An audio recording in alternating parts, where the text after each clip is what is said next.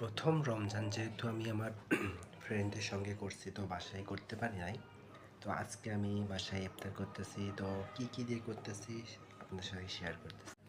এখানে আছে বেগুনের চপ, পেঁয়াজি, আলুর চপ। আর এইটা যে কি আমি বলতে পারলাম না, মানে একটু নতুন দেখলাম আর কি। শসা, জিলাপি, বুন্দা, খেজুর, এখানে বুট আছে। আর এই যে মুড়ি নিয়েছি, কারণ পোলাও রান্না করতে পারি না। অফিস থেকে আসলাম, খুঁজলাম বাজারে, বাট এইদিকে পাইলাম না, সময়ও শেষ। এই জন্য আর কি নর্মালি আপাতত করলাম, কারণ সময়ের অভাবে অনেক কিছু করতে পারি নাই।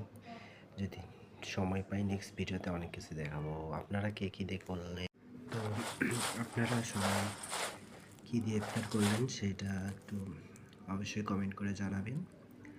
আর সবাই 30টা রোজা অবশ্যই রাখবেন ইনশাআল্লাহ।